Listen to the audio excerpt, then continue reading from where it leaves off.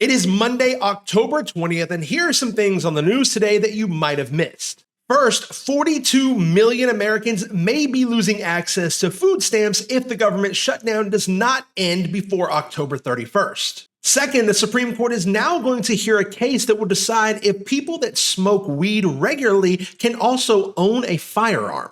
And third, just in the last 10 minutes, Donald Trump just got the green light to send troops to Portland, Oregon. So first thing right here, millions of Americans are now at risk of losing food stamps next month if the government shutdown does not end by October 31st. Roughly 42 million people are at risk of losing this, and a lot of them have taken to websites like TikTok to post videos talking about how upset they are about losing these benefits. The food stamp program will run out of money in just 2 weeks, the Agricultural Secretary Brooke Rollins told reporters at the White House just a few days ago.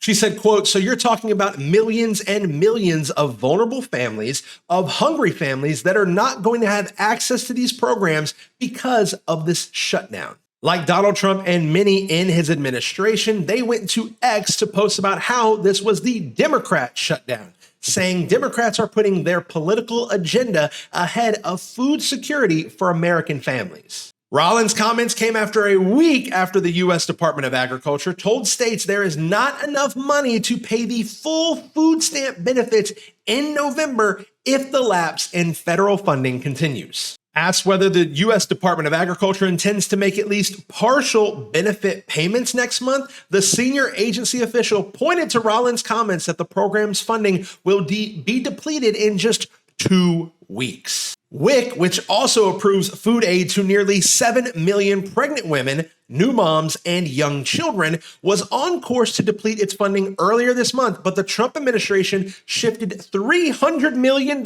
from tariff revenue that is typically used to fund child nutrition programs to keep WIC operating this month.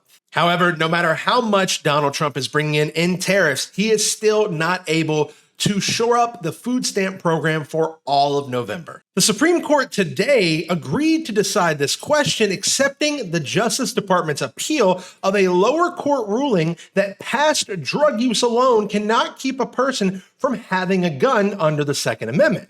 Now, the government's lawyers argued the ruling effectively guts a statute aimed at reducing gun violence by preventing unlawful drug users from wielding firearms.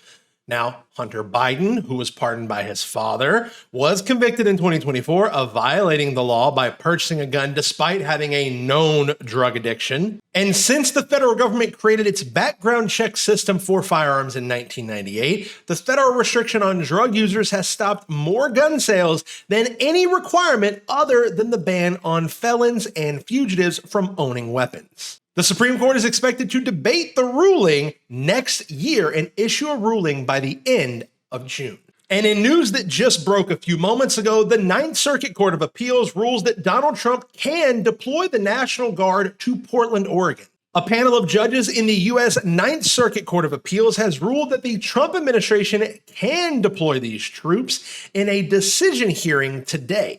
Now, this comes weeks after the Thursday, October 9th hearing, where 3-judge panel heard arguments from Oregon and the U.S. Department of Justice, and each side had 20 minutes to make their case. In the latest development between the federal government and local leadership centered on protests on ICE, it is now at the Portland Ice and Customs facility in the South Waterfront District. Donald Trump's administration argued that the troops are needed to help protect the building, where for several months a small group of demonstrators has gathered outside, leading to occasional clashes with federal agents guarding the building. But local and state officials have said the administration is grossly exaggerating the scale of these incidences. Just a few weeks ago, the U.S. District Court Judge Karen issued a temporary restraining order blocking the use of Oregon's National Guard in Portland. And then hours later, the Trump administration attempted to skirt the judge's ruling by sending roughly 200 members of the California National Guard to Oregon instead. Donald Trump previously said he'd be open to invoking the Insurrection Act, which could lead to military troops being deployed to many U.S. cities. Now, that is all we have for the news today. Make sure you guys come back tomorrow to see everything going on around the world.